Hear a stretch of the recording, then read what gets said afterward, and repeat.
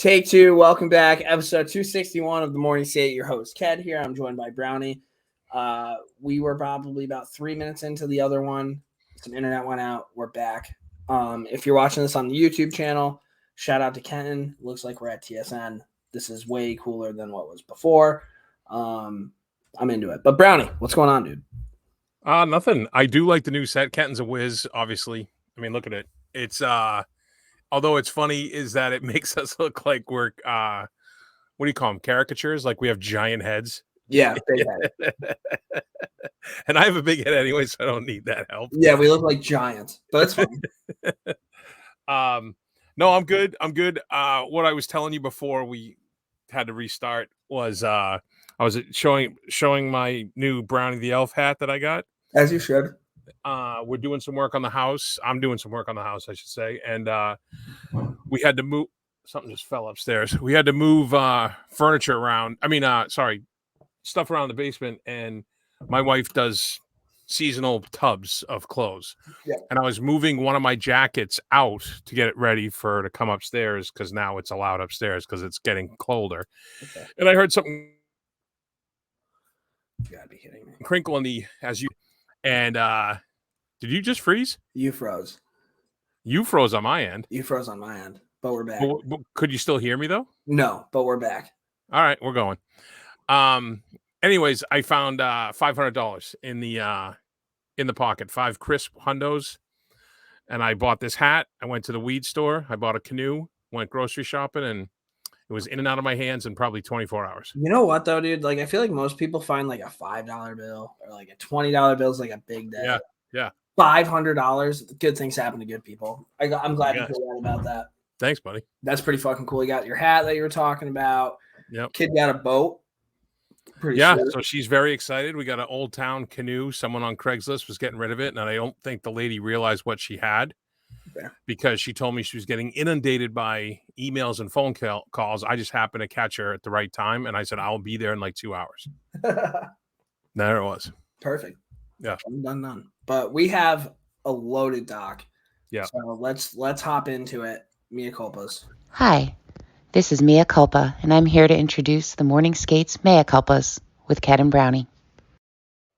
All right, Mea culpa time. Take it away, bud. So the first one I'm going to do is this scumbag Robert Sarver, the owner of the Suns. Okay. He is being forced out. We talked about it a few weeks ago. He had been receiving pushback and losing sponsorships, and once the money starts going, the dickhead goes with it, and he is out skis. And forever at this point, fuck Brett Favre.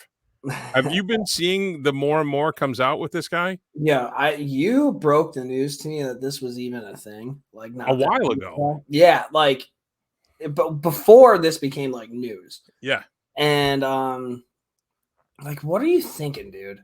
Like, talk about blowing your legacy. But I just don't understand. Does he not have money? Does he not just have the money to do that himself? Like, he made no, he does. He works for Wrangler. He has jeans. Like, why the fuck are you doing this? He's loaded. He had someone told me that he had over 100 million career earnings. I don't know. So, anyways, right now this number is up over $70 million that's been mismanaged. The welfare leader John Davis has pled guilty to multiple state and federal charges. Is looking at 50 plus years. So he's going to roll over on everybody to avoid jail. And it comes out that it was Brett Favre that was the one who suggested using prison labor. Because down in Mississippi, it's private prisons, so it's a for-profit prison. It's a horrible system. Okay. And they hire out the inmates almost as slave wage. It's like slave labor. Yeah, you pay them. You don't have to pay a minimum wage. They get I think 75 cents an hour or something crazy. That's horrible. It's like, horrible. Do you have to do it? I'd be like, no, I'm good on that, dude. Well, I don't know. Who knows what happens and all the pressures that they're under when you're serving time. And then come to find out, I was listening to a podcast and they were saying that the welfare amount due to families in Mississippi, it hadn't increased in decades. And it was approximately $170 a month for a family of 3 is all the money that it was. So all these people, they were denying at a 99% rate. Only 1% of the people applying were getting that actual money. And now to make it worse, the people who were denied cannot reapply for when the money was stolen. The only thing they can do is hopefully win a civil case. So that's crazy. Yeah, horrible. So I know that was kind of heavy. Ahead of the year. Yeah, for sure. The real Hitman, Thomas Hearns, debuted a year ahead of Bret the Hitman Hart. Well, I think they can share it. They cannot share it. It's Bret the Hitman Hart. Who the fuck is Thomas Hearns? Thomas Hitman Hearns was a legendary middleweight boxer. No, it's Bret the Hitman Hart, dude. All right, I'll give you a 2. You don't think that Bret the Hitman Hart's more influential to his sport than what's his name? Thomas Hearns? Well, Hearns was overshadowed by Sugar Ray Leonard, Roberto Duran, and Marvelous Marvin Hagler. So, well, Bret the Hitman Hart wrestled when Hulk Hogan, Shawn Michaels, all those guys were there, and he was a big name. So, all right, I'll give it to you. Work hard, Thomas Hearns. We were talking about Zach Sension, the last guy from the 2015 draft. He signed a PTO of New Jersey. Did you see him play tonight? Was he out there? I didn't hear his name. No, that's not a good sign. Well, you know what? He's a defenseman, isn't it? No, forward. Oh, I thought he was a defenseman. Okay, that's a bad sign. All right, fair enough. I want to update you on all these. Let's go. I was with my buddy. Yep. We were over in that same area. Yep. I was telling him the story, and he goes, well, let's go check it out. I'm curious. We went in. I'm gonna have to regrade my experience at Aldi's. Not so bad. Really? Yep. It was clean, neat. I think I might have just caught it on a bad day. No shit. So what do you think? Did you end up getting anything? I bought some stuff. It's basically discounted Trader Joe's. They have this cool aisle for like seasonal decorations, and it's perfect for me for like a small apartment, right? Like I'm not married. I don't have to like just do whatever like the wife wants me to do. Just, you know what I mean? Like so I need to figure that out myself. So you go to Aldi's, you hit this one specific aisle, and you can fucking clean up there for like $40 and like decorate the whole apartment. Yeah, as I can see you in your living room with the morning skate banner. No, this is my office, and that's why it's like that. Okay. I'm in my basement with my morning skate banner. So that's a difference, single and married. One of the differences. Dude, that's huge news. Yeah. So, yeah. Do me a favor. Go grocery shopping there next week. Do the whole thing. Oh, I don't know if I can do that. Yeah, I think you could. Try it for a week. It's not very convenient, but I will try. Okay. And then my last one is a plead for help. Oh, boy. Inzane in the membrane is no longer available. I can't find it anywhere. So if anyone's out there in morning skate land and can hook your boy Brownie up with his preferred strain, please reach out. Okay. I'll pay you. I'm not looking for handouts. Can you imagine if that happens? That'll be fantastic. It's at abrow28 on Twitter.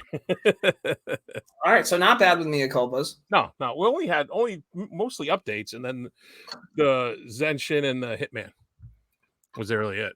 All right, fair enough, man. NHL in the news. Let's hop right into her.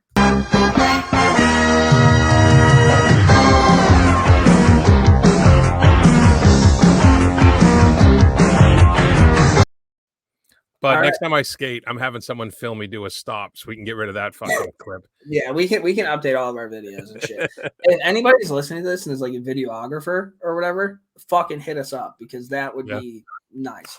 Oh, I might have something. We can talk about it later. But all right. First on the docket, we're gonna go through retired people. A lot of people are retired this week. Nathan Gerbe, smaller dude, Boston College, had a sick goal, like a spinorama goal. You guys might know who he is.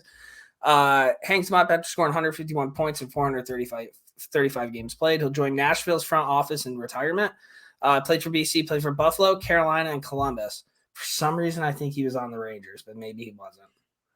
I just thought it was odd that he's joining Nashville but never played there. Yeah, I actually have a Nathan Gerbe story that I could tell you off air. But yeah, good for him. Little guy. What I liked about him, I think he went on Chicklets and he was talking about like how it was growing up and stuff. And his dad was real hard on him, but like in a good way, would like to compete and shit like that. And just stories about him being way smaller than everybody else and like just have to like battle through that. But yeah, I guess Gerbe didn't play with the Rangers. I don't know. For some reason, I thought he had like a brief stint, but maybe I have no idea. Kyle Turris, you might remember him. He was a smaller center for Ottawa, and then he went to Nashville for a bit. He played 776 games with Phoenix, Ottawa, Nashville, and Edmonton. He put up 168 goals, 257 assists for 425 points to go along with 343 PIMs. Upon his retirement, he commented, "The first thing that came to mind was how lucky I am to have so many great people in my life. People helped me achieve my goal of playing in the NHL. Just how grateful and thankful I am for helping me get there. I really owe them a lot. Takes a village." That's cool. Yeah, I thought that was a nice quote. Mm-hmm. I always thought there was a year when he was on Ottawa that I thought he was going to be sick. Like when he went to Nashville, I thought he was going to be really good, and he just. Well, the Nashville was when he changed his game to be more of a defensive forward. Dude, right? he was sick on Ottawa. He was like a hell of a player. Yeah. Yandel retires. So played 1,109 NHL games from 2006 to 2022 with the Coyotes, the New York Rangers, the Panthers, and the Flyers. 619 points, hold the NHL record for most consecutive games played with 998. Definitely beloved by teammates. The creator of the song, when he like kind of just does like a fake thing and gets everybody to bite on it. Actually, really funny that he fucking does that. He also thanks the goalies when they leave the puck. Have you seen that? Yeah.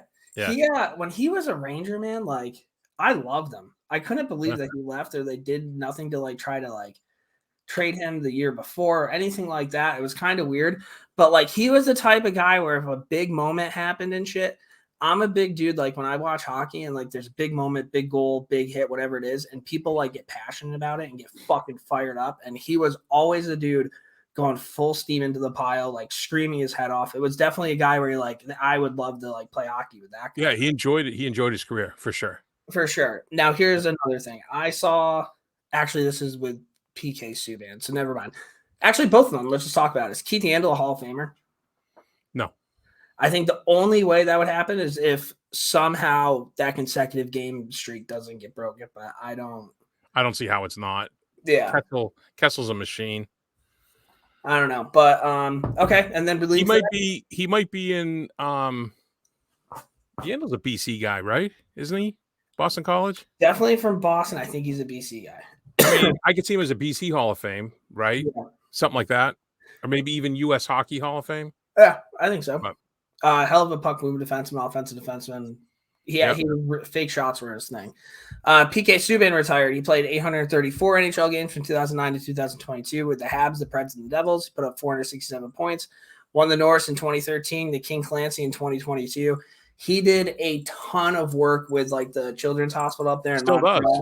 Yeah, and I hated him as a player on the ice, but by all accounts, everything I've seen of him off the ice, he seems like a really nice dude. Yep.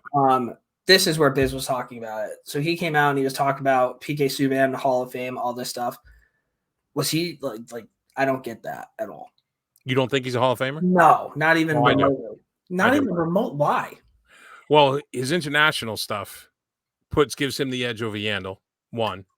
Hall of Fame, dude. You think it's Hockey Hall of Fame. It's not NHL Hall of Fame. Dude, I don't know, man. And the fact that he won the Norris and the Clancy, those are awards that make a difference in that. And so is Adam Fox going to the Hall of Fame because he won a Norris? It depends on his career. You could say he's on the right trajectory. His career wasn't that sick. PK Subban, for when he was in Montreal, he was electric. He was electric, dude. He was unbelievable. He could fucking rip. Like, he was so good. When he went to Nashville, he became a shell of his former self. He lost a couple of steps. And a dozen. What he did off the ice and the example he sets and everything he's done in terms of people of color in the sport, I think it'll put him over the edge. Dude, I am not arguing with you that he's not a great guy, that he did a lot for his community. I totally get that. But when I think of the Hall of Fame, I think of players that, like, you know, like those slow, older, like, videos of, like, the guy skating through the neutral zone with, like, no helmets on. And, like, you could just tell, like, that guy's a Hall of Famer. Like, PK Subban, to me, is not a Hall of Famer. But maybe I'm an idiot. I think he was great for the game. But then, like, if he's good for the game, are we just going to start putting everybody who's good for the game in the Hall of Fame? Well, I don't know. Well, it's a slippery slope. I understand what you're saying. Is it Ginla in the Hall of Fame? Oh, yeah. Definitely. Dude. Yeah. I don't know. We'll see. This guy, however. I don't know. I'm kidding. Definitely Hall of Famer. Zdeno Chara played 1,680 regular season games, 200 playoffs, 25 season NHL career, won a cup with the Bruins in 2011. With him retired, there are now no active NHL players that have lost a playoff series to the Maple Leafs. That probably makes you feel pretty good.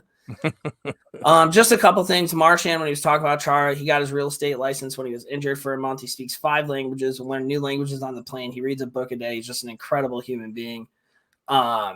With Chara's announcement, the last active Big Four North American athlete to have played in the 90s is Joe Thorne, which is insane. Yeah. Before I get into the next Brad Marchand quote, which I think is interesting, let's just kind of talk about Chara for a second. Like, as a Bruins fan, what the fuck did he mean to you? Like, Chara changed the culture here. He immediately changed the culture. He held everyone accountable, but was also inclusive, which is a super fine line to tread on. He turned the franchise around. You know, I would compare him, like, I would just call him dad. Like he was the dad of the locker room. Like, when he yelled at you, you fucking listened. You played hard for him, so you didn't disappoint him, and he did everything the right way, and he had your back at the end of the day, right? Like, I mean, the guy trained in the off summer by doing the Tour de France course for fun, you know, on his huge ass bike, I'm assuming. Yeah. He was great in the community. The terrorizing picture of him dressed up in that pink bunny suit still haunts people. He did everything the right way on and off the ice. Like I said about the inclusivity, there was no hazing. He put a stop to all of that. He was like, these guys have so much to do. They don't need to worry about that stuff. Just like I said, he literally changed the direction of the Bruins franchise almost overnight. It was insane. There's very few people that can do that. And I think honestly, for one reason is because of like the whole hazing thing, right? Like, he told everybody to stop. If there were like a few veterans in the room, they're like, fuck that. They're going to have to answer to him. Right. Nobody wants to fucking answer to that. Well, that was something else I heard on 32 Thoughts. They were talking about Chara, and they were saying how he was the toughest guy in the NHL. And when they talked about it, they were like, oh, well, you know, there's Reeves and there's LaRock and, you know, not counting Chara. Right. It was just assumed, you know. And you would talk about hats off to Chara. At the end of his career playing for the Islanders, he was a bottom pair defenseman, limited minutes. So what did he do? He played like a bottom pair defenseman, and guy's got how many games? Almost 1,700 games, and he was still out there throwing punches and not saying no to fights by young bucks trying to make a name for themselves. I mean, absolute beauty, you know. You guys were definitely blessed with that player. Yeah. Like, for sure. Well, you talk about the history of the Bruins defensemen, you know, you got Orr to Bork to Chara to hopefully McAvoy, you know. Hopefully to McAvoy. Nice lineage. Back to Marchand. He just mentioned this. About the burden of NHL captaincy, he said it's almost unfair to be giving these young kids the captaincy at 20, 21, 22 because they don't have any idea what it's like to be a real captain in the NHL. I think it's a fair statement. It's definitely a fair statement, but I also think some people are built a little bit differently. Like 100%. Brady Tkachuk, I think, is the captain of the Ottawa Senators, and I don't think there's any second guessing that at all. Like, he's young. Let me ask you this then, talking about Brady, would you give Matthew the captaincy in Florida? No. Right. But that's what makes Brady special. Like, exactly. You know what I mean? Like, that's and I'm trying to think if there's like younger captains in the league. The Suzuki thing, I don't know if that's gonna work. The Nico Hischier thing, guy gets hurt all the fucking time. I mean, they all have really good things to say about him, but I get this. And that's how come the Rangers never had a captain. I was never really that pissed about it. It was like, you look at players that are captains, like Crosby, absolutely. Malkin, not a chance. Mm-hmm. Bergeron, 100%. Marchand, no. Not at the time. Jonathan Taves, yes. Patrick Kane, no. You know there's what I mean? Just some special people that can do it, and then there's just people that can't. I think that's what he was saying. You have to have a fucking nutsack to do it. Like, oh yeah, yep. You have to be willing to fight. You have to be willing to stand up for your teammates. All that kind of stuff. I don't see that from Suzuki. I haven't really seen that from Nico Hischier. I see that from Brady Tkachuk. Brady Tkachuk will fucking go anybody. He doesn't give a fuck. Guy's a junkyard dog. So I get what he's saying. I agree with it, but I think there are some special occasions where it's like. Yeah, I think that was implied as how I took that from him. Especially when you're talking about Chara and Joe Thornton, which a lot of people were the last couple of weeks, because Chara came in as Thornton was ushered out the door. Yeah. So, Fink, if you're listening, pay attention. First off, shout out to him. He made a call on the league that he's doing. It was on the top plays or whatever that is, and he was fired up. Cool moment. Yeah, it was really neat. The Dallas Stars, they acquired baby back bitch Nils Lundqvist from the New York Rangers for a top 10 protected first-round pick and a fourth-round pick, which upgrades to a third if he produces 55 total points over the next 2 seasons. He'll probably demand a trade. He was -1 in his first game, so I can see he probably doesn't want to be there. Good for the Rangers. Good on the Rangers getting what they can from him. I can't believe they got a fucking first-round pick. And not only did they get a first-round pick, it's top 10 protected. That is so perfect because I don't think the Stars are going to be that shitty, but I don't think they're going to make the playoffs. Like, I can see the Stars having the 11th overall pick. I was going to say 13th. Yeah. Yeah. So, yeah. And he was in the 20s. So, yeah. Jason Robertson's non-camp and appears that he's not coming anytime soon. With the structure of the Sagan Ben deals, it's impossible for the team to buy them out to create room for him. Best hope is a 3-year bridge deal. I saw a lot of chatter that Buffalo Sabres are looking into this guy. Ooh. That would be a great pickup for Buffalo. What are you doing? Did I tell you? Speaking of Buffalo, did I send that picture to you when I was at the rink? Yeah, Levi. Yeah. So, dude, I was there for the women's practice, way shots of the, like the pano of the whole rink and everything. It was really cool pictures. And I'm sitting there waiting for him. I'm up in the varsity suite or whatever they call it, the offices. Here comes Devin Levi skating out on the ice by himself with one of the coaches to shoot on him. I was like, holy shit. I'm like, do I go down and knock on the glass and be like, hey, bud, you want to come on the pod? But I was like, I'm not your first time there. You're like fucking feet up on the bench. Just fucking chilling. He comes out, I'm smoking a dart on the bench. Like, what's up, bro? You want me to shoot? That's fucking mad funny. That's pretty cool, though. Yeah, it's cool seeing him. Yeah, so essentially the Dallas got a guy who he was too soft to handle the big lights in New York, and now they might have to get rid of one of their good players. So, well, going back to Sagan and Ben, so on 32 Thoughts, they really broke it down, and like my eyes went tilt after listening for like 30 seconds. But there's no way they can do it because if they buy out Jamie Benn, he still counts as like $8 million against their cap. It's crazy. I don't know who structured that deals, but it sounds like Peter Chiarelli must have. I mean, they're just horrible the way they're structured. Here's my thing. Like, and I don't mind the Stars. Like, I like Jamie Benn, and I like same. I like but if you're hurting the team. But I keep hearing about how they are fucking not satisfied with these guys' performances for the past 5 years. Get the fuck rid of them then. Yeah, well, they can't. That's the problem. No one's 50% retained. You can't get rid of that guy. I don't know how it's structured. It sounds like they're stuck. I don't know how it works. I don't know. I'm getting sick and tired of being sick and tired in Dallas. That's all I'm saying. There you go. Sorry, Fink. Colorado. Nathan MacKinnon's deal, 8 years, 12.6 a year. He'll be the highest paid player in the league, at least for a little bit. We got Matthews coming up, all those good things. They signed Alex Galchenyuk to a PTO, and then they released him today. So that was for him. Good effort out there, bud. This is for you, buddy. This is for you. World Hockey Report, shout out, Cody. The Avs net mining tandem of Alex Georgiev and Pavel Francois gave up 11 goals on 44 shots to start the preseason. That's alarming .75 save percentage for the defending Cup champs. Good fucking luck. You better hope Pavel Francois can fucking play goalie because the other guy ain't going to do it. I'm telling you straight up right now, he is awful. Yeah, I saw that from World Hockey Report, and I was like, holy shit. I'm not surprised in the league. I know you're not. Minnesota, really quick. I was going to talk about this in 3 stars or whatever, but Matt Zuccarello went on a podcast for like the first time. He was on John Scott's podcast. Oh, the drop in the gloves? Yeah. And John Scott, I don't know when he said it, but he said that if Kirill Kaprizov played with like Mitch Marner, he could score 60 goals and like all these different things, like essentially chirping Zook. So before the podcast started, Zook was there and Kaprizov walks in and he's like, I can't do it without this guy, which I thought was really kind of cool. Yeah. And it was a good interview. I'm not a big fan of John Scott or the pod. He can come on here. I'd love to talk to him and bullshit with him, but it just, I don't know. But it was cool to listen to Matt Zuccarello on that. So if you get a chance, check it out. Alex Goligoski, all-time first pitch as he fired a wrister for a strike at the Twins game. That was cool. Yeah. Marc-Andre Fleury is excited for the heavy workload this season. He also taped all of Sidney Crosby's gear together at a media day earlier in Vegas, which was. Did you see that video? Yeah, it's pretty funny. Did you see Zegras sitting over there on the side? Yeah. Do we have Zegras on here? Yeah. Okay, cool. Yeah, so that's going on in Minnesota. For the shout out to Richie, wrote a fucking Zamboni blog that blew up. So, yeah?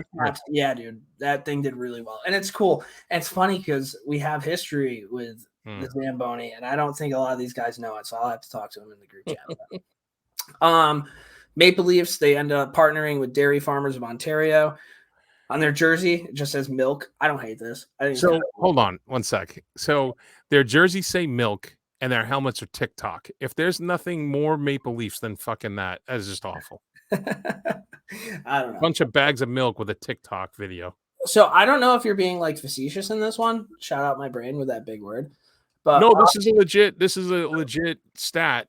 So Austin Matthews, give him credit where it's due, man. He logged a minute shift on the PK in a recent game. This could be indicative of him assuming more of a leadership role, as he only logged 5 minutes of penalty kill time for the entire season last season. He had a interview where he had like 2 dangly earrings on. I'm not a dangly earring guy. I did have my ears pierced in college, though, but they weren't like those dangly fucking things. My daughter just realized that I have old holes, like within the last week. Yeah. Did you see the report? It's not on here, but did you see the thing about Mitch Marner possibly playing defense? Yeah, I would love to talk about this. I think Toronto's really just trying to grasp at straws where everybody can keep their jobs. Yeah. Like that. Well, they're like, someone must have been like, you spent all these money on these guys. We need defensemen. Well, no, I guess they're going to do it if they're down a goal late in the game or something along those lines. But here's my thing. You're on the ice. You get the puck out. It's late in the game. You're not doing anything. You're literally getting the puck deep. Like that's kind of, you get the red line, you get the puck deep, you dump it in. And you're skating, and Mitch Marner's going back to get that puck. You're telling me you're not fucking running him through the boards?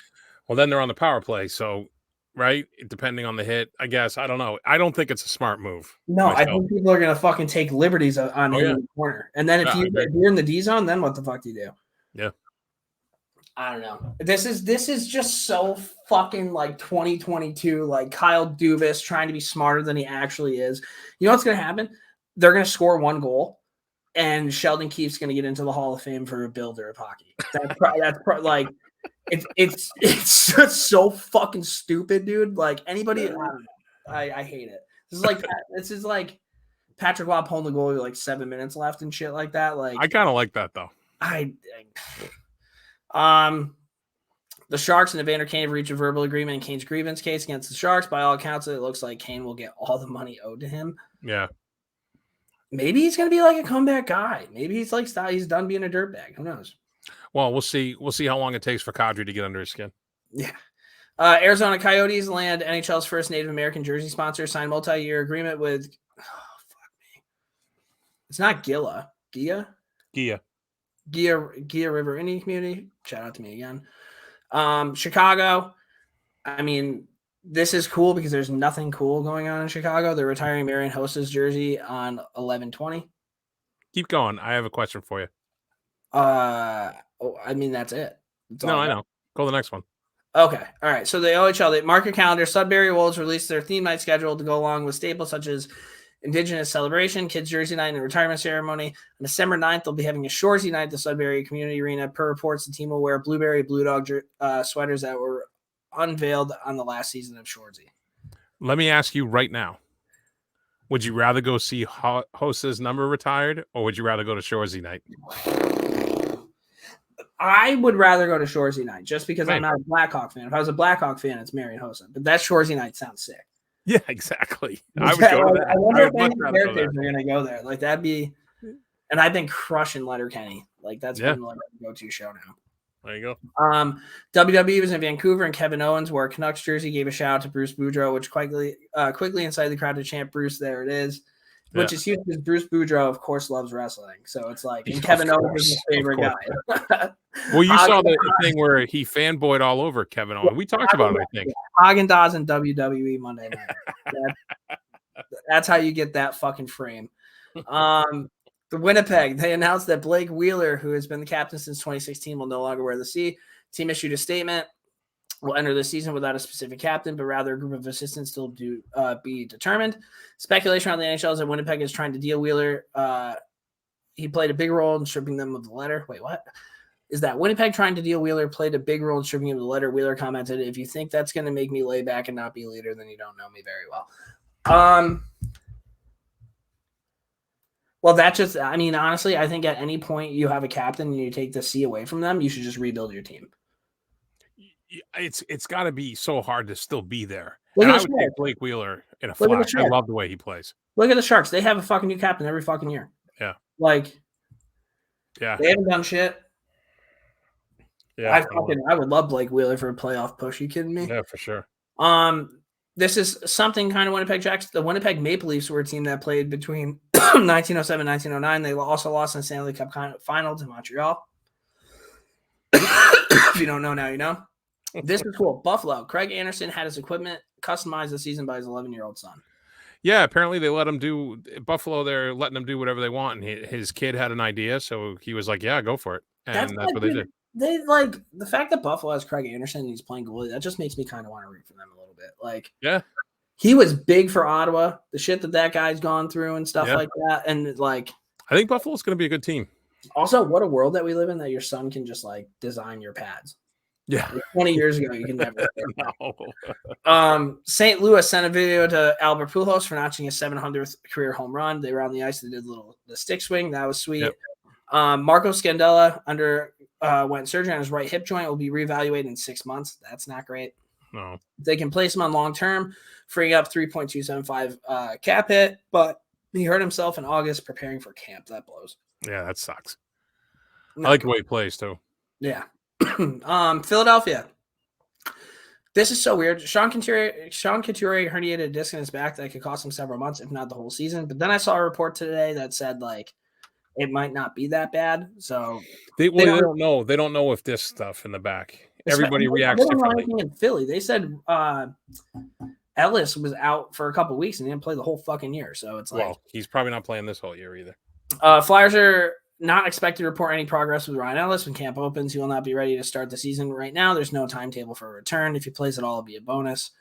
While at camp has been a grind. I mean, Tortorella is just fucking bagging these guys. It's the one bright spot was NHL mascot legend Gritty had a cameo on the season premiere of the Emmy award-winning show Abbott Elementary. I've never seen that. I don't know what that is. It's my daughter and my wife. It's one of the ones we can all overlap on. It's not bad. It's funny. It's got some funny moments. And Gritty's in it? Gritty, it takes place at Philly, and Gritty was on the season premiere. They got going on right now. They got to get Gritty and Always Sunny. Oh, that's a perfect crossover. They had the Fanatic, and then they had a Philly show at one point anyway, like a Flyers one. So, Florida has announced that they extended Spencer Knight 3 years for a year. Not bad. We'll see if it. I mean, that's a lot of money tied up in goalies, though. This next note is basically just for me and Hal. Depth roster move. They signed Riley Nash to a 2-year AHL contract with the Charlotte Checkers. They can pull him up when he's on the cheap. Veteran doesn't have to clear waivers. I think that's a smart play. I really do. Riley Nash is still doing it. Oh boy, Russia. U.S. and Canada announced that they want all players in the KHL to head home immediately due to escalating conflict between Russia and Ukraine. As of today, there are 16 Americans, 48 Canadians under contract to teams in the KHL. I'd probably I think I would too. Yeah. I think they're worried about like another Brittany Griner situation. I just wouldn't want to be like in jail there or like stuck there. You know what I mean? That's the fear. Czechoslovakia has told the NHL that the Russian players on the Sharks in Nashville are not welcome to the Global Series games in Prague. Sharks GM Mike Greer responded, either we will all go or nobody does. San Jose has 2 Russians on the roster, Barbanov and Sveshnikov.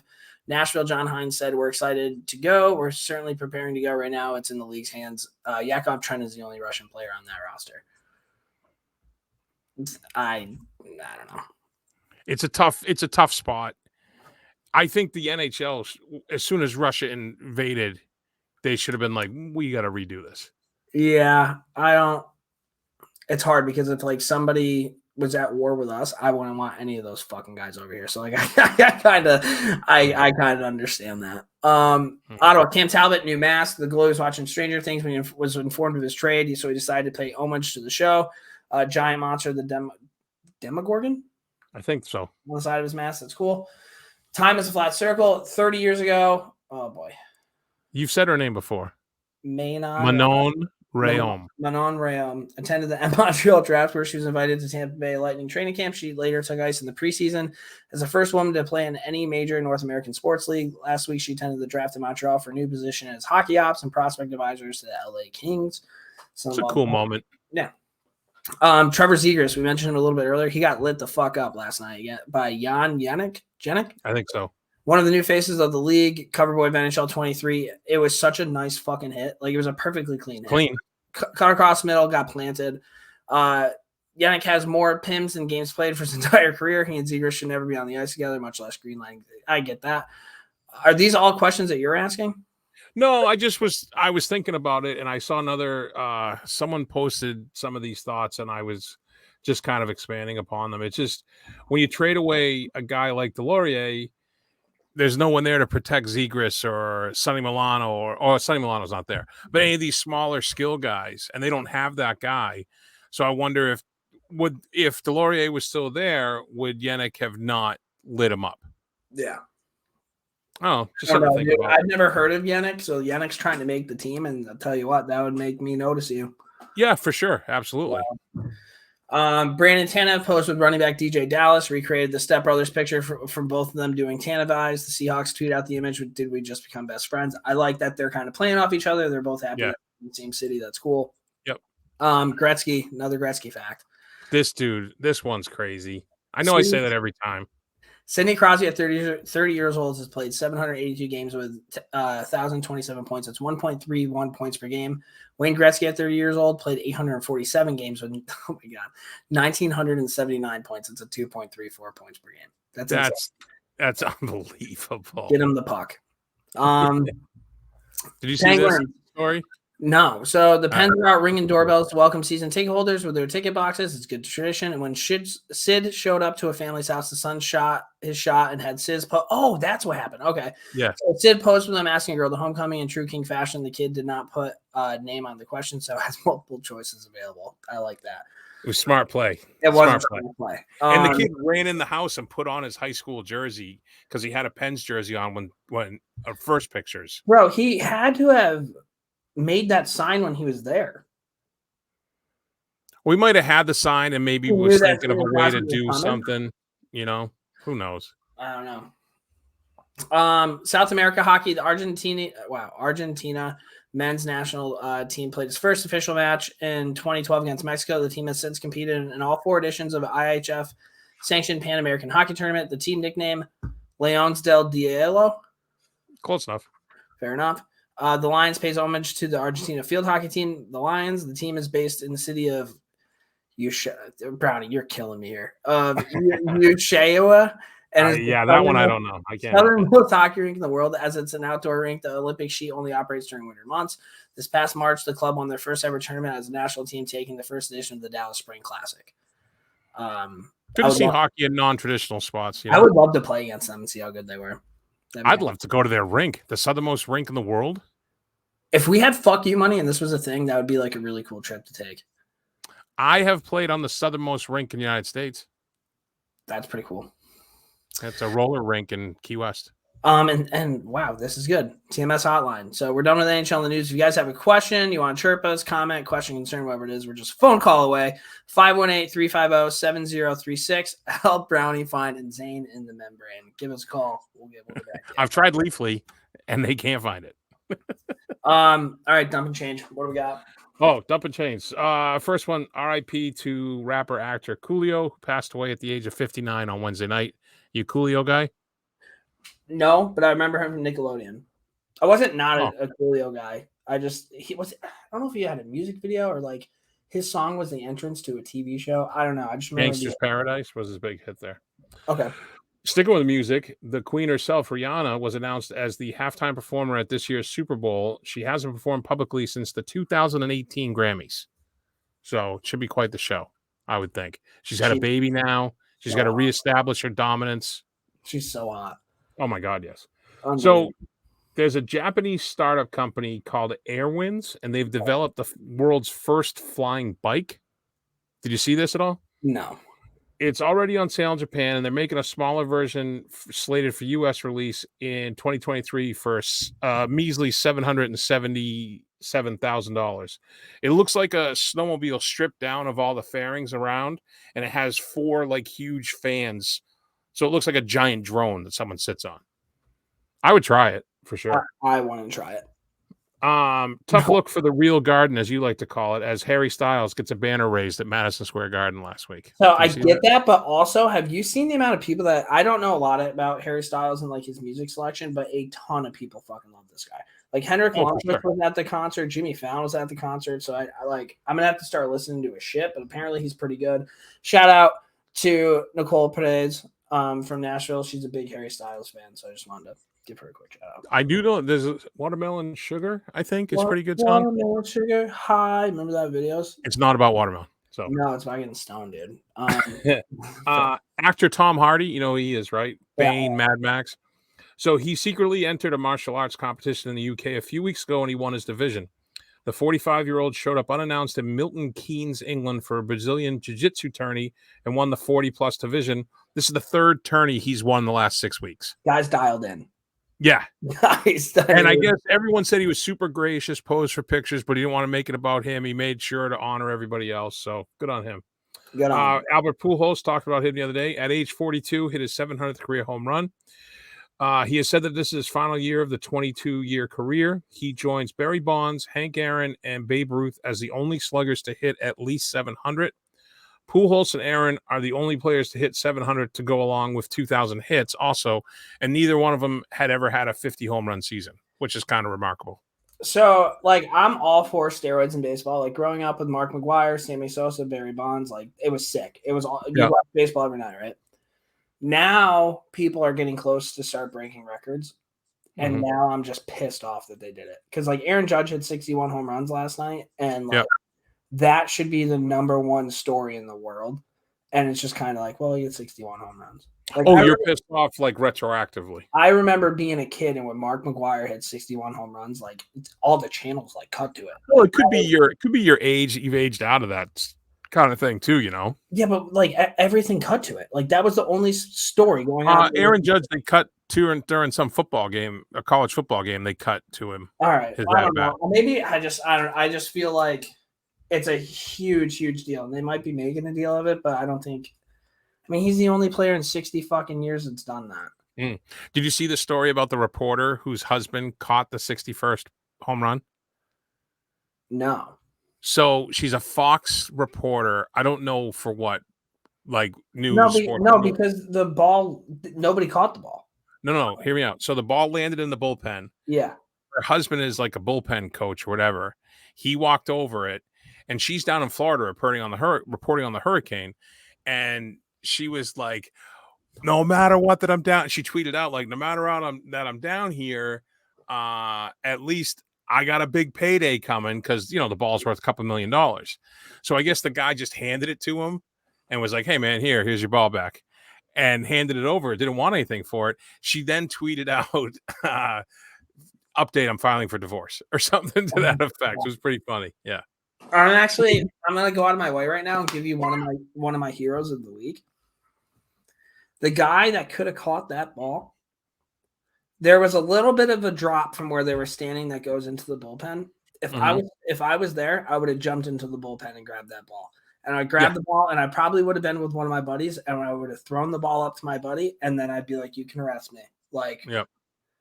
All right. Well, I would break a leg. I mean, it's quite the fall too. You're probably going to get hurt doing it, but if I'm there, I'm doing that without a doubt. So I put this in my heroes. I'm going to do it now. I'm just going to live update the dump and change. Yeah. 30 years ago this week, a fan named Phil Ozerski, who was making $30K a year, which might have been pretty good 30 years ago. He caught Mark McGwire's 70th home run ball. This guy. The Cardinals asked for the ball, and they offered him a sign. What? Nah, Mark McGwire didn't hit 70. What are you talking about? Probably his 62nd home run. I thought he hit 72. No, Barry Bonds hit 73. Oh, all right. So maybe it was his 60th. Okay. Might have been. All right, whatever it was. So the Cardinals asked for the ball, and they offered Ozerski a signed bat, a ball, and a jersey, right? He countered, and he wanted to meet McGwire, which is, I feel like, a pretty fair request. Yeah, personally. Here's the ball, sir. Thank you so much. You get we to take a picture. Great. He's at the game that he's probably a huge McGwire fan. Yeah, probably. So McGwire said no. Ozerski backed out of giving them the ball. Good for And him. yeah, exactly. This is why he was one of my heroes. 3 months later, he sold the ball for $3 million. Dude, I'm telling you, right? Like Mark McGuire I read this before we hopped on. He joined the list of scumbag athletes like Brett Favre after that story. Just like, you got to be too big time. Who the like, fuck are you, dude? Yeah, exactly. So, all right. So, back to this. So, NASA, did you see this story? NASA. That pisses me off. Who the fuck are you? Like, what? Mark McGuire. Like. Oh, I thought you were yelling about me at NASA. No, I'm like, no. Like, dude, sick. You hit a ton of baseballs. Like, yeah. What makes you any better than me just because you can hit a fucking baseball? Yep, I know. That's fucked up. All right. So NASA deflected an asteroid in the first ever planetary defense test last week. The DART program, which stands for Double Asteroid Redirection Test, drives a spaceship into an asteroid, which then caroms into another asteroid, altering its course or destroying it. It's like a bank shot in pool, basically. I hate this. Well, all right. Why do you hate this? Because the butterfly effect. What do you mean of this asteroid going off somewhere and doing something? How do you know that this asteroid isn't going to fucking go one way, one goes another way, hits one rock, that hits another rock, and hits all these rocks, and then years later, one big ass motherfucker's coming directly towards us because we did that. Do you want to hear my theory? Yeah. The reason this whole thing is even happening is because there's a huge fucking asteroid somewhere coming at us, and they're working on ways to figure it out without sending oil riggers up to blow it up, like in that movie. Armageddon, dude. Armageddon. Good film. If I could see you cry. Remember that one? Fucking low. What was that? Did you ever hear the story about the audio commentary of that movie? No. Who was the director? He's like a big blow him up kind of guy. Nah. Like blows up movies, like huge budgets, whatever. So they were doing the commentary. I don't know if Affleck was drunk or just didn't give a fuck. But in the commentary, Affleck was like, instead of teaching oil drillers to be astronauts, wouldn't it make more sense to train astronauts how to drill? And he was like, shut up, Affleck. They had to redo the whole thing. It's like an urban legend from that movie. That's funny. This is not funny. Celtics coach Ime Udoka, I think is how you say his name. He's been suspended 1 year for, quote, violations of team policy. He is engaged to an all-time rocket actress, Nia Long, and he had a consensual affair with another adult who was involved with the Celtics. The local rumors here is that it could be a subordinate, which was a bad look, or someone above his level's wife. It has to be one of the owner's wives. Danny Ainge's wife. Like, yeah. Because this is ridiculous, dude. Like, it's not like you said that you're an adult. Like, Deshaun Watson got 11 games for fucking making chicks give him 25 different chicks forcing, give me a hand job. Gets 11 games. This guy bangs some chick who wants to bang him, and then he gets suspended a year for it. It'll come out. I can't wait for it to come out because it's going to be interesting to see. It's definitely coming out. And apparently you're not the only one stealing catalytic converters. Yeah, this is crazy. As a juggalo, and the juggalos famously are the fans of the Insane Clown Posse. He walked, quote, hundreds of miles carrying a catalytic converter to a gathering of the juggalos after his girlfriend kicked him out of the car. All's well that ends well, as the pair are now married, and the photographer that took the pic made it into an NFT and sent this kid the money. So I call bullshit. You call bullshit on what? That guy did not walk hundreds of miles. I just said according to the story. That's why I put it in quotes. That's why I call bullshit. Yeah, fair enough. I don't know how heavy catalytic converters. You're the one who has the expert experience with catalytic converters and carrying them and running. So no, that's not what happened at all. So the other day I was driving back to my mom's house, and actually earlier this summer, my neighbor told me that there's these church walks that go on our street once a year. And it's these long ass church walks. And I'm like, dude, I've lived here forever. I've never seen any of them ever. So I pull on Barney Road. I probably shouldn't have said that, whatever. And there's people. And I wasn't expecting anything. So I pull over and I'm like, what are you guys doing? And he's like, privilege and pendants, brother. And I'm like, rock on, man. I have Mac Miller playing. I'm like, okay. So I drive. I shit you not, dude. There had to have been close to maybe 500 to 700 people walking in a line. No they shit. straight line? like down the road. They start from like single file. Yeah. They had a truck that had a trailer on the back of it with porta potties. They start from fucking Lake George and they go all the way to like Fonda, which I don't know if you know anything in like upstate New York. That is a long fucking way. And it takes them like the whole fucking weekend to do it. It was insane. They're like singing and shit. So I get back to my house and my neighbor's outside. I'm like, all right, let's get a couple lawn chairs. She's like, what do you mean? I was like, we're going to make a sign. It's going to say, you sing, we drink. We're going to fucking sit right there when they walk by. And he's like, no, we can't do that. We can't do that. But it was wild, dude. They had flags. Like some of them were like dressed up. Like it was wild. Wow, I've never seen anything like that. Oh, yeah. Awesome. Awesome. Another idiotic viral challenge is the chicken Nyquil challenge. I believe this is a TikTok inspired deal where they're cooking chicken in Nyquil, which seems like a bad idea. Yeah, I don't know why you do that. I'm a big Nyquil guy, though. I'm a fan of Nyquil as well, but I'm not going to saute chicken and onions in it or something. But You know what I mean? if I'm a little sick, I hammer that thing. And it's like, have you ever mixed it with Theraflu? No. That'll knock you out for about 18 hours. Okay. And then the last one. Have you seen this about the ants? No. Are you a bug guy? No. You're not going to like this. So a new study has shown that the amount of ants on the planet is equal to 1 trillion times 20. And the insect's total mass exceeds that of all birds and mammals combined and makes up about 1/5 of all humans' total biomass. There are 20 quadrillion ants on the planet, or to put it into more terrifying context, for every person on the planet, there are 2.5 million ants. Dude, it's funny that you brought this up because remember when I went to that hunting camp? Yep. I got fucked up and I brought up like how many ants there were in the world and I didn't know the answer. And I was asking all these questions like, what if an ant, like, what if they. You must have heard this story then. No. I've always kind of thought this, like, because, like, dude, you look at the ground and you see literally 100 fucking ants at your like feet, and you think to yourself, like, how many are there? 2.5 million per person. Fucking crazy. Can you imagine if they had brains? They could take over the world, and they're strong as shit. Well, they do have brains, not good ones. Well, but you know how ants they'll make the bridges over stuff by using their bodies. But you know what I mean? But they can't make nukes. Yeah, but listen, I think I'd rather have someone crazy with a nuclear weapon than fighting off 2.5 million ants. It's a lot of ants, dude. It's a lot. Is it though, dude? Like how? Like I wonder. I don't know. I wonder in terms of like. So I have this apartment, right? Yeah. 2.5 million ants. If you were to put all the ants in this apartment, would it fill the whole thing? I don't know. Well, this will be next week's Mea Culpas when we update I would love to know, because if it only filled this room, I could take out 2.5 million ants. All you have to do is just stop. A full room of ants. They're biting you. They're grabbing you. They're working together, trying to take you back to their hole. If they only filled up this room and I could leave the room and come back in, I take that. You have to be only in like underwear and no weapons.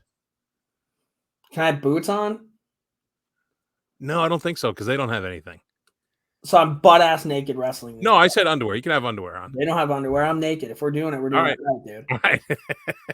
I think what I would do is I would open this door and I would just jump in, smash, get up, run out, come back in, jump in, smash. Well, what if when you jump in, they grab you and they hoist you up and they're carrying you away, dude? I don't think they can do that, dude. I don't know what kind of ants are they. What if they're fire ants or something? Fucking mutant ants, dude. Yeah. All right, this is a hockey podcast, so we're gonna talk Rangers. We're gonna talk Rangers for a bit. Preseason started. They're currently they beat the Islanders. They lost to the Bruins, and they lost to the Devils. Everybody who should be on the team's playing well. There's this fourth line center, Gustav Riedel, that I really like, but I don't think he's going to make it because he's on a 2-way, and the people they signed have 1-way contracts, which sucks because, like, dude, this guy's the perfect fourth line center. Like, well, the 2-ways are nice because a player can go up and down. That means and he doesn't have to clear waivers because they got Jack Stanika on one of those for the Bruins. This guy's too good to be that though. Okay. Like, it's been years since we've had and it's weird because a lot of injuries happened last year, so we didn't even really have a fourth line until Tyler Mock came. Really. He's a perfect fourth line center. Like if you put him and Barclay Goodrow, Jimmy Vesey, by the way, is a completely different player than he was when he first went to the Rangers. Like he was interviewed, talked about how he had to like get his career back together and how the Rangers really like Tyler Mott, and he thinks he can kind of model his game after that. He's blocking shots, he scores, he's being super physical. He's been fucking lights out. There's no way he doesn't make the team. Like he's finally accepted it's a bottom 6 role. And he's playing it perfectly. But like our fourth lines have never gotten chemistry because like people are in and out. I don't think this Reedall kid's going to make it. They signed this Matt Carpenter guy who played with Gerard Gallant in Vegas, so it sounds like he's going to be making it, which sucks.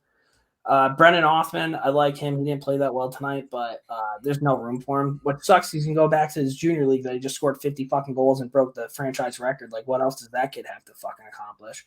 Right. Panarin hasn't played yet, and like people are pissed about it, and I'm like, so what? Look what happened to Zegras. Leave him alone. Yeah. Sammy Blais played for the first time since blowing out his knee against the Devils. How do you look? Hitting everything in sight. Like, I'm so happy he's on the Rangers. Like, he was great. The kid line, do you remember last year in the playoffs, they had that shift against Tampa where they were in the zone? Mm-hmm. They had the same fucking thing happen tonight against the Devils, and probably longer. And they were just fucking dominant. Again, I know it's preseason, but it was like, this is kind of fucking cool. Lafreniere scored.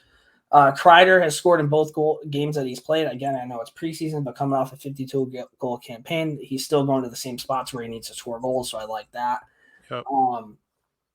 It looks like was Lindgren walking in with a black eye. Did I see that? Yeah, Lindgren, every game he plays, he bleeds. He got stick last game, got stick tonight. He's already got the stash. I like that. Yeah, great. Him and Trocheck both have that going. Trocheck looks great. He looks I know we're 1-2. I know it's preseason. Knowing what they did last year, if Trocheck can develop some chemistry with Panarin, I tell you what, dude, the Rangers might be a serious problem. Like, well, I mean, arguably, the team did very well last year, and you improved it. Mm-hmm. Everybody got a year older. Lafreniere had a really nice goal tonight. Heedle's playing well. Zibanejad, dude, the first goal in preseason. Halak's been great. The first goal tonight that they scored, it was a PK. Zibanejad kind of forced like a 50-50 puck towards the benches, went in and buried whoever the fucking defenseman was there, kicked the puck up 2-on-1. Adam Fox came down, did like a no-look pass to Kreider backdoor. And it's like, these guys, they know they're on the team. They don't need to compete hard. But watching Zibanejad like finish that fucking hit to start that, it's great. Something I noticed tonight, though, is we do definitely have a lot of people that are just absolute dog shit players. Like, yeah, but that's why they're there. They're there to make the team or not. And that's going to fill out your AHL roster. So that's what you expect in these games. Yeah. Yaroslav Halak looked great. Zach Jones is probably going to be the sixth defenseman. Libor Hayek continues to get abused. I was talking to Rex today about like old Ranger songs, and they had this song. It's called "The Sky Full of Stars" by Coldplay. And when they used to win games, they would play that, and that's when everybody would salute. So today, I took a screenshot of the song, and I tagged a ton of ex-Rangers in it.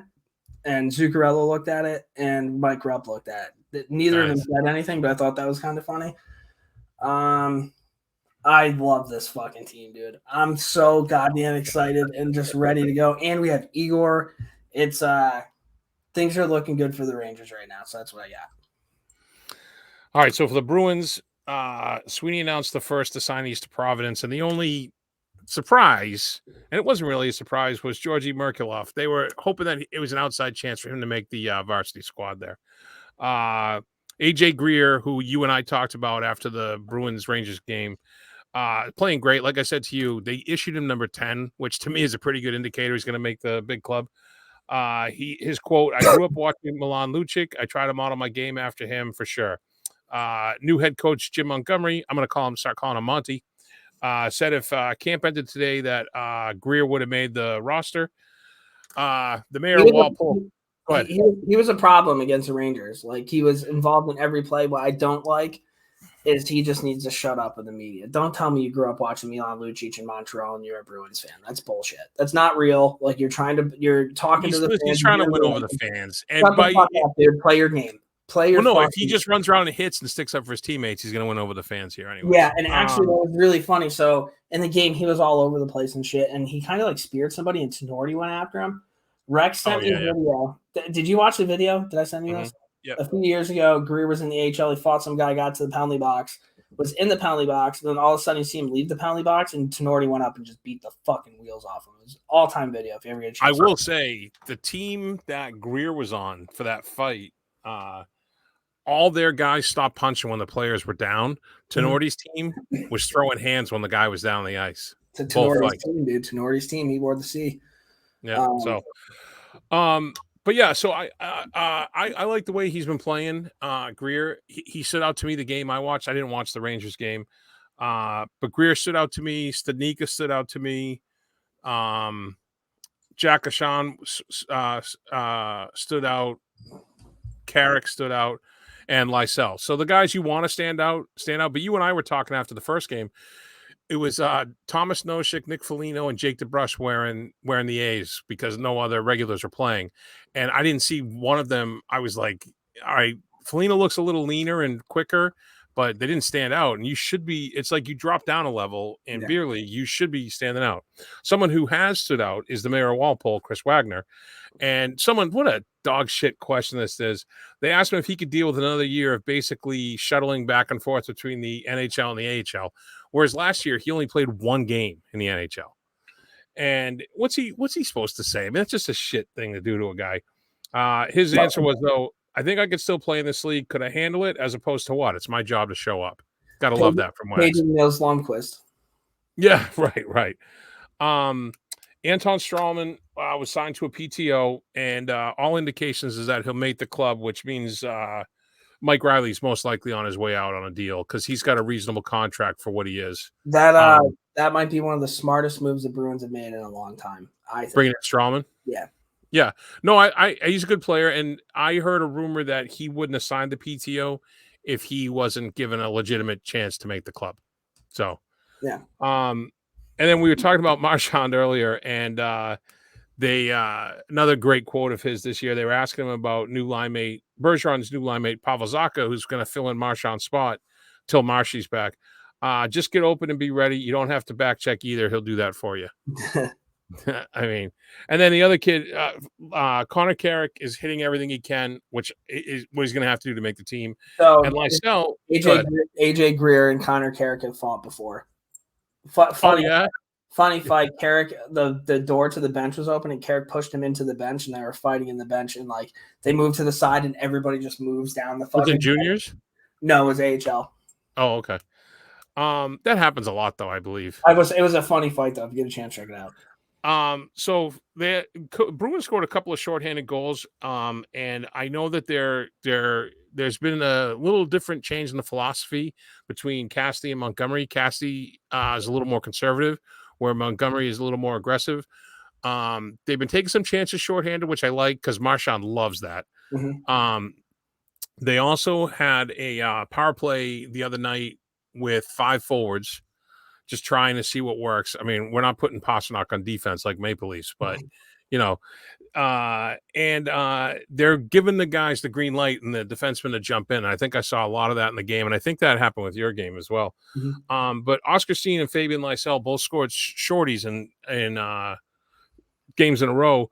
Lysell also drew a fight, not with him, of course, because he gave a little stick check after the whistle. I think he's got a little bit of the agitator in him, which I kind of respect. Yeah. So we'll see what happens. All right. They play Saturday afternoon, their next game against Philly, I believe.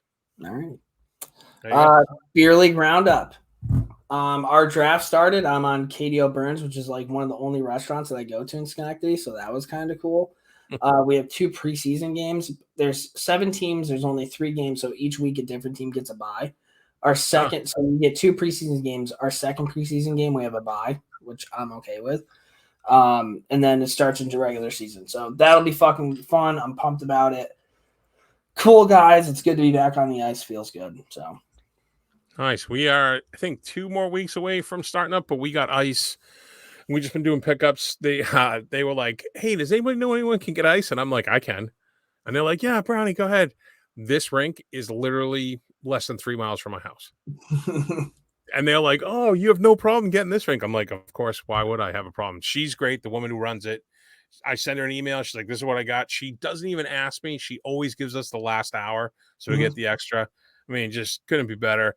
I can make it home before guys make it out of the town the rink's in. perfect. Yeah, it's unbelievable. Yeah, Perfect. so right up the road. So there you go. That's really, well, like I said, a couple more weeks, then we jump into it. All righty. Well, now it is time for Dom Moore's Heroes and Zeros. Hey fans, this is Dominic Moore. I'm just going to take you guys through a little bit of the behind the scenes stuff here. Hero and zero time, Brownie, go. All right, so I have two heroes because I did one of them already. So John Cena, the wrestler, he set a Guinness World Record last week for officially breaking the mark for most Make-A-Wish foundations granted with 650. Good on him, right? Yeah. He started granting wishes in 2002, a few years after starting his career as a pro wrestler. He talked about how much he enjoys doing the wishes. He goes, I just drop everything. If I can offer a fantastic experience, I'll be first in line to do my part.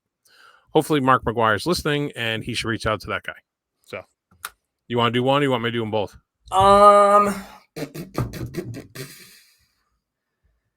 I mean, I already kind of did mine. I'll just do one other zero. I don't know if you noticed on Twitter, whenever there's sort of a like discussion, the word of the week is discourse, and it drives me fucking nuts. People just think. Oh, I thought you were talking about that website called Discord. No, just people using the word discourse to pretend that they're smarter than they actually are. That's my zero. Well, that's your zero. What's your hero? That Rex one. What's that? Oh, just Rex. So Rex is his old lady's out of town for the last 2 weeks. So like we literally. I work, and when I'm not working, I call him and just talk about Rangers, and all we've been doing is talking about Rangers. Oh, all right. So I thought you were talking about Rex Ryan because he's on Amazing Race, I guess. No. Just fucking catching up, being in the trenches, dude. Stat Boy Steve. We're so fucking fired up for this season, dude. Like, it's a good time to be a Rangers fan, I would say. Yeah. My other hero, I have no zeros this week. My other hero is Joel Selwood, the captain for his team, the Geelong Cats, and they won their first championship in the Australian Football League last week. At the final horn, Selwood immediately ran to the stands to get the team's water boy to celebrate with the team. Sam Morefoot, who has Down syndrome, was watching the game from the stands, and Selwood went over and brought him onto the field to celebrate with the team. Another player, Jeremy Cameron, took off his own gold medal and draped it around Morefoot's neck. In the viral video, you can see how happy everybody was for the kid, for all of it. And it's just, again, another great story. And I put the McGuire thing in there just as a contrast. Like, it takes no effort to be a nice person. Yeah, the Bo Bennett thing, you know what I mean? Yeah. No. So there you go. Those are my heroes and zeros, or my heroes and no zeros this week.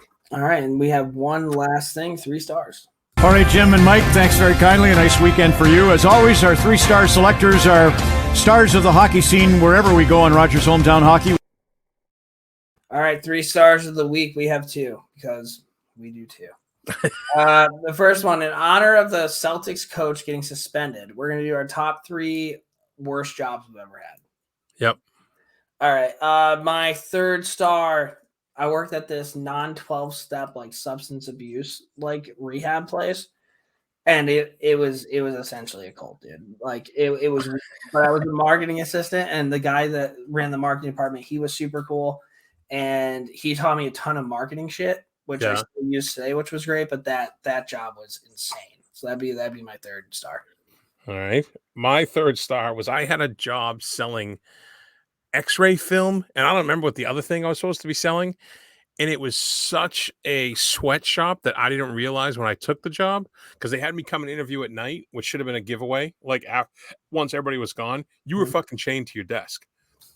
I lasted, I think, 2 weeks, and I went back to my old job, and I negotiated, I leveraged it. So, but it was like I went to lunch, and they're like, where are you going? It was like 1 o'clock. I like to take a late lunch when I had an office job. I'm like 1:30, and they're like, where are you going? I'm like, I'm going to lunch. Like, no, lunch is from 12 to 12:45.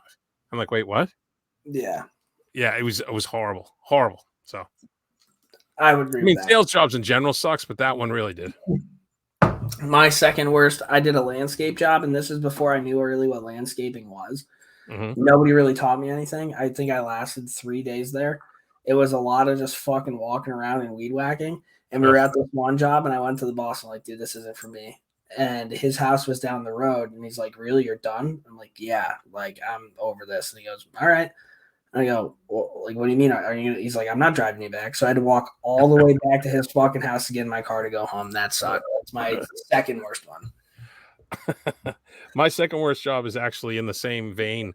we had a camp up in Winnipesaukee when I was a kid, and this little like association. There was a beach and like a picnic grove. My dad was like, "You need to have a job." I'm like, "Seriously, dude?" So I had a job with the association. I had to get up every morning and rake the beach, which consisted of dragging by rope a single bed frame, like it's just a twin bed. So you drag it up and down the beach. It was wide, and that would rake the beach. And then for extra, if I needed more hours, they'd have me rake the fucking pine grove of pine needles under pine trees. Every time the wind blows, it's covered again. It was the stupidest fucking thing. I finally told my dad, I was like, let's stay back in our hometown if I'm going to have to do this. So Yeah. That was my second worst. Yeah, I wouldn't like that one either. I sold cars for like a year. That was the worst thing I ever did in my life. What kind? Any kind. The first one was like used? The first one was Ford and Subaru. The second one was just Ford.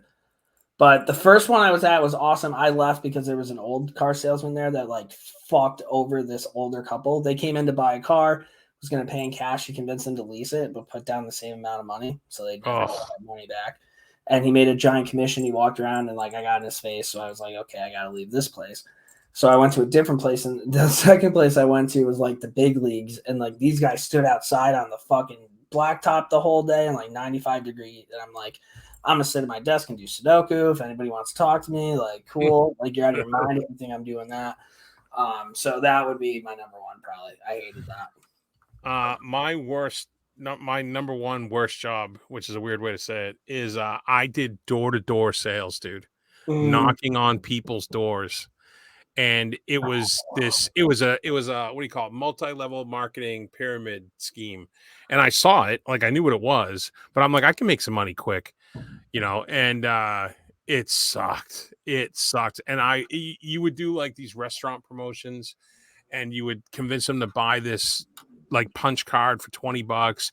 Then you'd have to show them how how you make your money back the first time you use it. And it was all in like, I think if you sold one, you would get like $9 of the 20. It's just a scam. And I found out recently, a good friend of mine did the same job for a while, which was pretty funny. But yeah, it sucked. That was a horrible job. Yeah. My opening line was, "Hey, I'm not here to convert you." That was my opener. And then the other 3 stars we have is in honor of the Nyquil chicken. What's an odd food combo that you like? I could only come up with 2. Okay, go ahead. I have some honorable mentions on this. And one of them isn't even like a big deal. Like when I make tuna, I put jalapenos in my tuna. Is that weird? I don't think that's weird, but it's probably not common, but it sounds like not a bad call. Yeah, that and the other one that I have is whenever my mom makes macaroni salad, like that you have for like barbecues and shit. Like cold macaroni salad? Yeah, I just load it. I load it with hot sauce. Oh. Those are the only 2 things. I put hot sauce on everything, so maybe that maybe I put some hot sauce. Which hot sauce do you use? Like Frank's Red. Okay.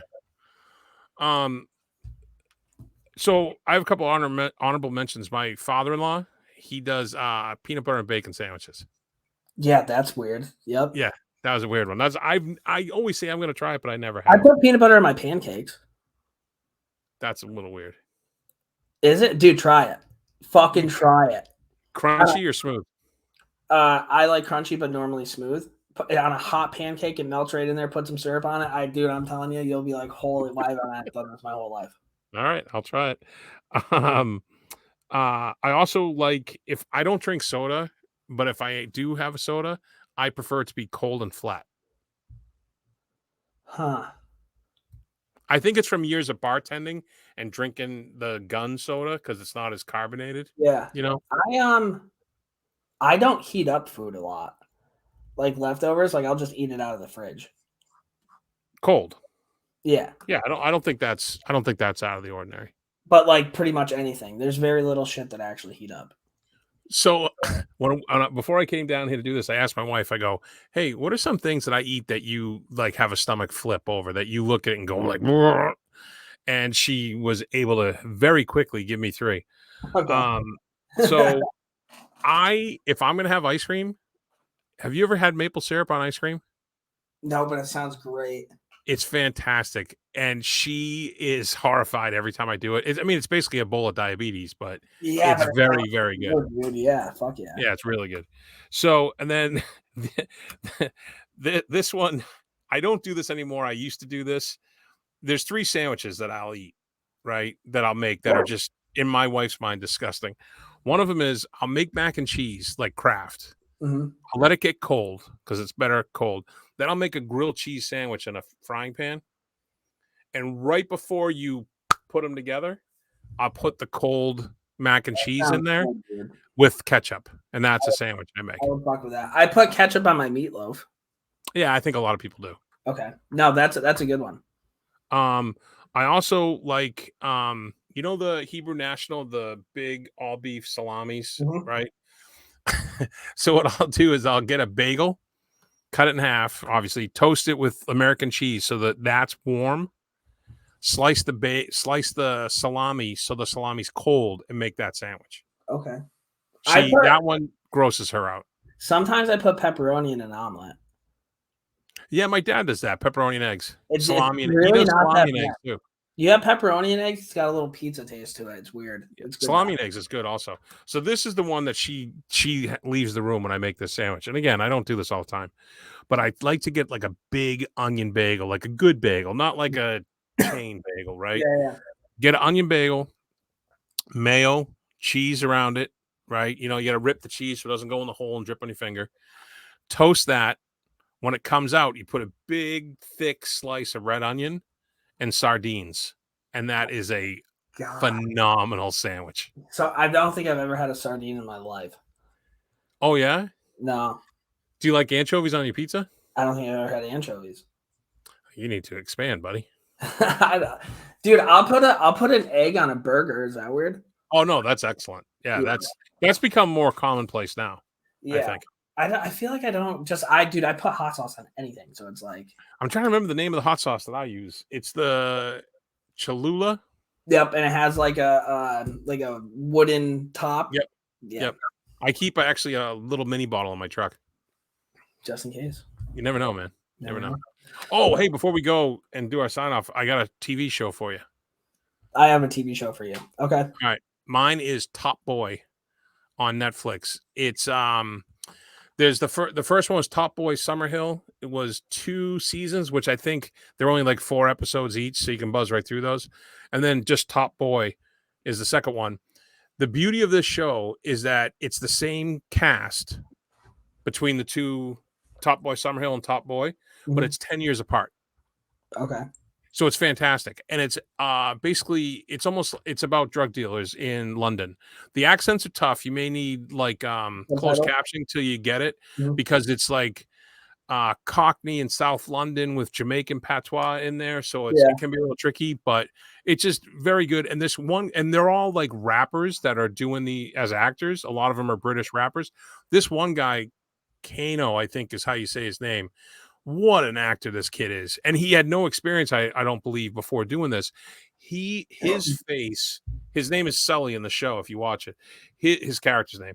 His face shows all his emotions, like the world is on his shoulders. Just a phenomenal job. I think I watched, so it's 4 seasons and another season's coming. So it's 4 seasons all told. But like I said, the first 2 are short. But I think I watched it in like 5 nights. Really? Oh, it's fantastic. Well, there's no hockey on, so I'll have to dive in. It's easy to absolutely fantastic. Couldn't recommend it enough. Have you seen Dahmer? No, I saw the ad for it. It's good. Is it a documentary? It's like It is, yeah. But they're coming out with a doc about October 7th. Oh wow. That show's fucked up, dude. But it's crazy. So there you go. A couple of TV shows. And listen, you would really enjoy Top Boy if you found some insane in the membrane and shared it with me. Brownie, what else you got for the people at home? No, man, we're getting close. I got a couple of interviews coming up this week, and I think I'm going to the Northeastern game. They open banner night tomorrow night, and Saturday they have two games against the same team to open their season at historic Matthews Arena. So hopefully you'll be there for at least 1, if not 2. And as always, God bless Jerome McGinley, wherever he is. He's probably got all the insane in the membrane. He's just chilling now with it. Living the dream. Guys, thank you for tuning in, and we will talk to you guys next week.